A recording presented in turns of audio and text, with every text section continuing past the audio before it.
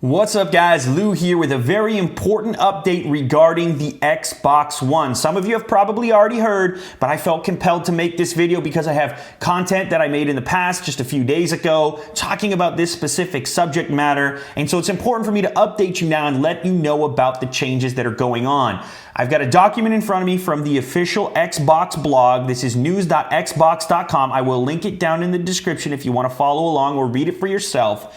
But there have been some changes to Microsoft's official policy regarding the Xbox One. So guess what? They heard the community. They heard your voices in the comments section. Give yourself a thumbs up down below because this is huge. Not often does the community get heard, and in this particular case, listen, we've been heard. So first and foremost, I'm going to read from the blog, and then I'm going to have a few questions for you guys, so just pay attention right now. This is the official terminology that Microsoft has used on this page. An internet connection will not be required to play offline Xbox One games. What a surprise! I mean, this is some really quick backtracking going on here. After a one-time system setup with a new Xbox One, you can play any disc-based game without ever connecting online again. There is no 24-hour connection requirement, and you can take your Xbox One anywhere you want and play your games, just like you could on the Xbox 360. So for people with janky internet connections, people in the military, anybody who was concerned about this always-on 24 check-in situation and scenario,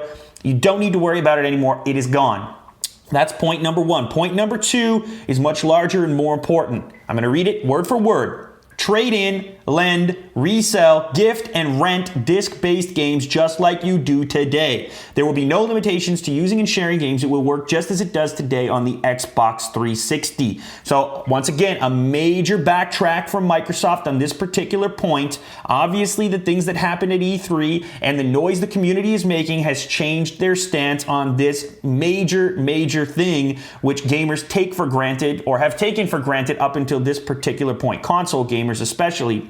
There will be no restrictions. You can hand a game to your friend, and your friend can go ahead and install that game, or not install it, put it in their tray, play the game, and it'll work just as it would for the original user. This is a really big deal. It means you're going to own your discs. It's not like a licensing agreement where you just have the right to play it. No, in this case, that disc is just as valuable to you, a month later, or to the next individual, to the next user. There's going to be used games now. Game rentals will be untouched. So this is a really big deal. And as I said earlier, it's really a win for the community because we've been making noise. We've been talking about our criticisms regarding their system. Not just us specifically, but the entire large community. And Microsoft listened. They went back and they changed some things. So I'm going to give them a thumbs up for that. That's good, but the major question remains, is this too little too late? And this is my question for you guys. Are you interested in the Xbox One now? Will you change your mind in this console war that's about to go on or is already going on? Are you still on Team PS4 or have you moved over to Team Xbox One at this point? Now, I'm going to tell you, I still have one major criticism regarding the Xbox One. It's not as major probably as a couple of these, but it really matters to me, and it's the fact that you must buy the Kinect sensor with the console. And I've talked about this in previous videos. I think the better solution, and thumbs up if you agree with me, I think the better solution is to have a modular system where you can buy the console on its own and then at a later date get the Kinect sensor if you want it, rather than being forced to buy it and forced to pay for it. I think if Microsoft really wants to compete in this hyper competitive space, them not having that lower price point that the PS4 has is really going to hurt them.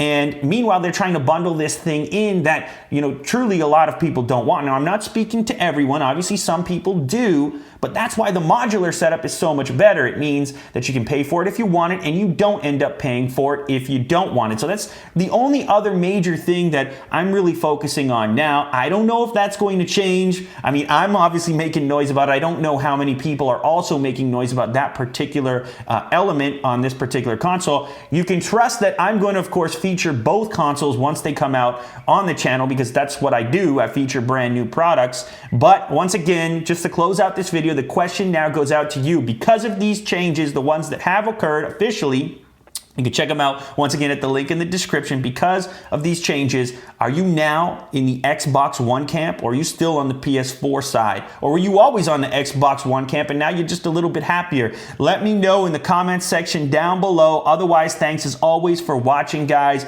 I just had to make this update because I've done so much on this particular topic, and it's important for me to let you know exactly what's happening in order to replace some of the information on those previous videos, because guess what? That information is changed now. I'm surprised. You know, I read this yesterday and I was like, I have to make a video. I was busy all night last night, but I was like, I have to make a video, so I'm doing it today.